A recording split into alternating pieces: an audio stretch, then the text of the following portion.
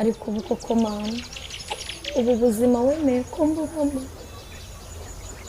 kuba mu rugo nkaho naba mu rugo ibi bintu birambabaza cyane mana ndakwinginze uzakora ikintu kimvana muri uru rugo kuko ibi bintu ntabwo byakunda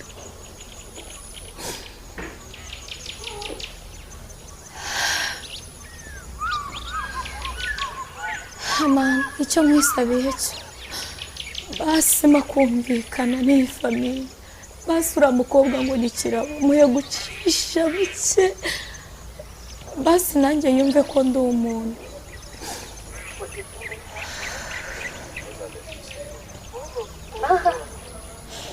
ariko ndabizi ko bizagenda neza iyi famiye ngomba kuyibamo kandi nkakomera kuko ndabizi ko nzaba umuntu ukomeye cyane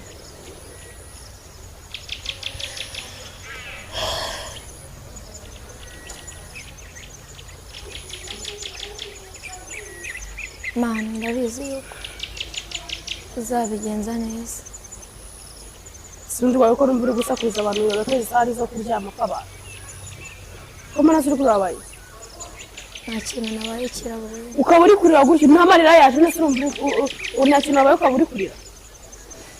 ntacyo umuntu arira nta kintu yabaye se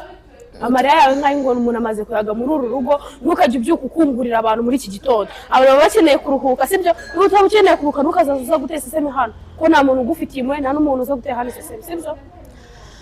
ibintu nari nibutse nyine byambayeho kera nujya ubyibuka ujya usohoka inyuma y'igipangu ujye kubyigambira sibyo ko hano nta muntu ugufitiye impuhwe nta muntu wakuzanye mama sinzi hano yagutora agakuzana muri uru rugo ubundi waje gukora iki muri uru rugo ariko kira ko nawe uri umukobwa ko twese tungana turi mu myaka imwe kiraba ibintu byambaye uko nzi ko nawe byakubaho wajya ucisha amacyamba ntukanaga iminsi sibyo kuko icyo nyene cyose ndakibona sibyo icyo nyene cyose ndakibona ntago ngiye naba nkawe ndi kujya muhara ku muhanda mwagiye mwiyubaha ubundi amakosa yanyu niyo atuma mugiye muhara ku muhanda sibyo kandi ikindi reba ariko n'intebe wicayemo ariko usigaye ugira n'agasuzuguro ariko ndakubwira ugasika nasoni ndakubwiye ngo haguruka ugende koza ibyombo unakoropa ahantu umuntu akeneye mama nabyuka mu kanya na dadi urumva ari bo bari bugiye gukubura cyangwa baza guteka icyayi kirakangubwiye saa yine umuntu atarafuta breakfast none wicaye muri ewe uri kurira